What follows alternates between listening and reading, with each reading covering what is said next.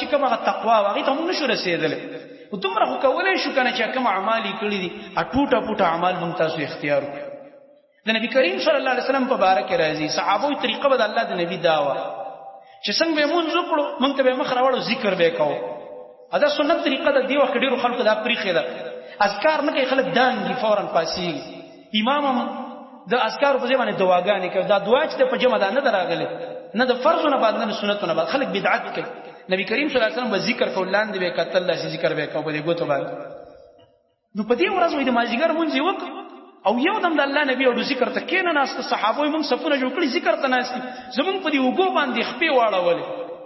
زر زر کور ته لاړل وای موږ چې تعجب وکړو یو بل ته موږ دا څه چل وش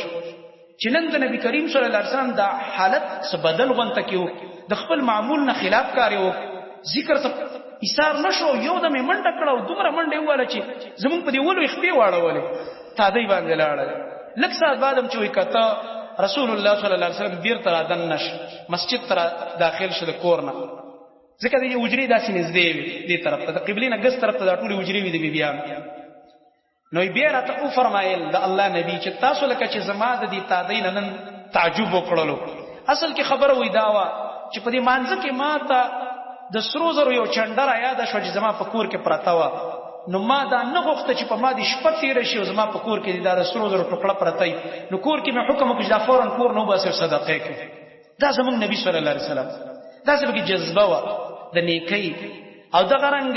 په هر یو طاعت کې مخ کې د ارچانه او دا غرنګ خصوصا په صدقات رسول الله صلی الله علیه وسلم په دې میاش کې صدقات ډیر کول او دا غرنګ حدیث کې راځي رسول الله صلی الله علیه وسلم فرمایي چې الله تعالی فرمایي دا حدیث قدسی دی دې حدیث الهی وي حدیث قدسی متوي چې په حدیث کې د الله قول را نقل کی رسول الله صلی الله علیه وسلم حکم د دې د قران په شان ته نه د دې حکم د قران په شان حکم د حدیث دی خو په حدیث کې د حدیث قدسی دی نو لکه د قران په شان حکم دې څه نه دی چې دې په یو حرف سلسلس لیکي نه ملاوي کوم چې فضیلت د قران نه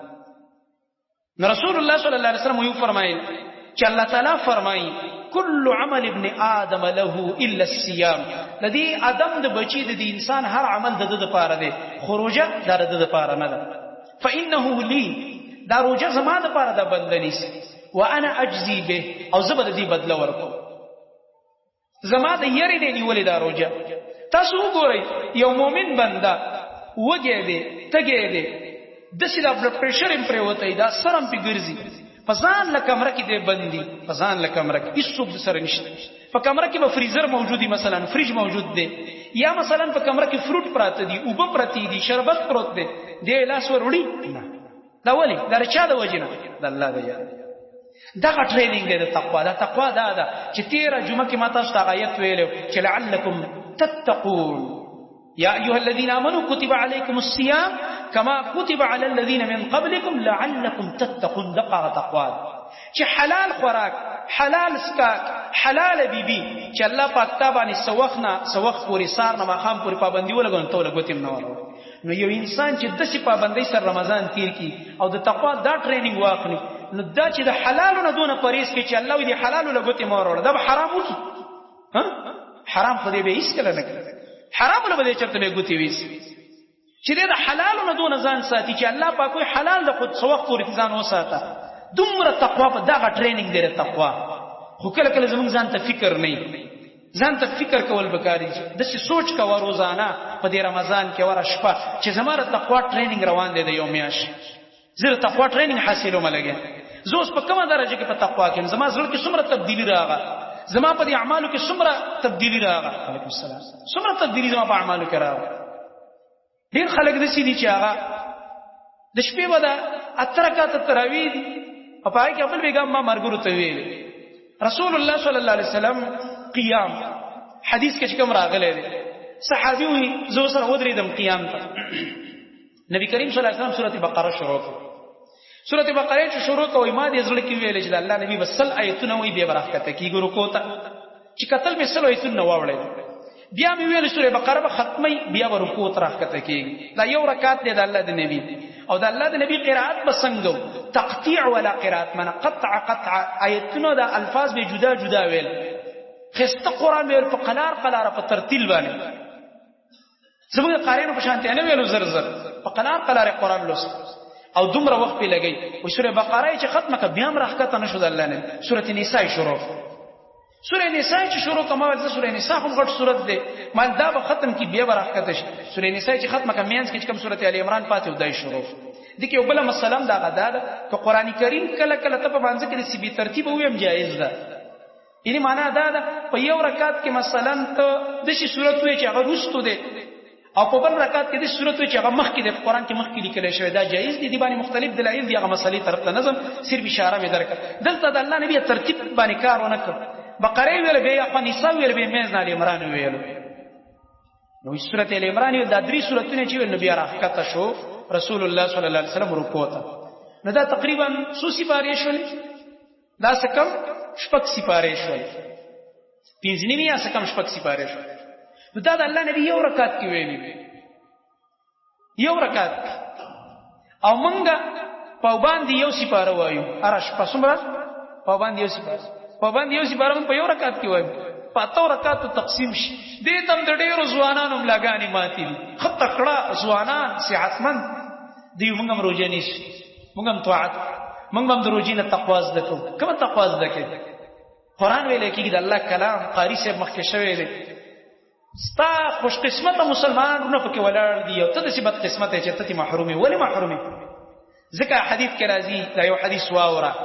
بیا به دا بل حدیث ز پورا کم کې دي چې د غرانه به زین نوځي ذکر ته دا د محروم کېدو پوري د الله نبی دا محروم سره هم ذکر کړی، دا محرومه خزه هم ذکر کړی. وای هغه بد قسمت به می چې رمضان به پیراشي او د خیر نه به محروم پاتې شي. ادقه محروم چې ستارور ولاړ دی په رمضان کې په قیام کې تراو کې ولاړ دی ته په کور کې ډډه دی چوري کاويس کې څومره محروم پاتې شو. دا ټیم پتام تیر شو په موږ هم تیر شو. بیګا ما مرګرو ته لیونی مګنټای تقریبا 9 بجې چې ودرېګو 10:30 بجې زمونږ سره د ویترو الحمدلله یو لس رکعات سره ته ورس په باندې یو شپارم پکې ولستلې شي الحمدلله. نو ما مرګرو ته د یونی مګنټه په موږ هم تیر شو چې په چوک کې چکرې والی یا سیناس کو غپې شکر پاغین تیر شو. دا وی عمل نامه څنګه لاړه استاد څنګه لاړه سوچ کوی وس. دا ژوندۍ روانه ده تیریږي ده په هر عمل کې چې تیرې ده تیریږي. خو سوچ دا وکا چې دا وخت ډک کما وخت ډک کم دی عمل نامه کې سولېګم سباله د نجات لپاره. ولتنظر نفس ما قدمت لغد. قران کې الله فرمایي هر نفس دی وګوري سبا د لپاره دې سره لېږي قیامت په دې څه شي لېږي ته څه شي لېږي چې کوم شي لېږي ته به خوشاله شي کبه په پریشان نه دا څه شي لېږي نیک اعمال ولېګم. حدیث کې راځي نبی کریم صلی الله علیه وسلم فرمایي اتاکم رمضان شهر مبارک. رمضان در باندې راغی ملګرو مبارک میاش راغه. فرض الله علیکم صیاما. الله در باندې دې روزي فرض کړی پتا تفتح فيه ابواب السماء. د اسمان دروازې په کولاوي شي او د جنت دروازې په کولاويږي. وتغلق فيه ابواب الجحيم. د جهنم دروازې په بنديږي. وتغل فيه مرضة الشياطين. او سرکش شیطانان په دې کې وتړل شي. لله فيه ليلة خير من 1000 شهر. دا الله د پاره په دې میاش کې یو شپه ده چې هغه د زرو میاشتونه غوړه ده چې زر میاشتې رښتې الله تعالی پاس عبادت وکړي د دې دومره اجر نه دی لکه د دې یو شپې. او بیا د الله نبی فرمایي دا دونه خسته میاشت من حرم خیرها فقد حرم. څوک چې د دې د خیر نه محروم شو دا محروم انسان اصل کې دقه دی.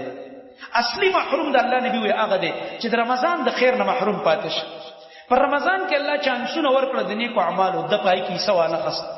دا محروم انسان دی بد قسمت انسان.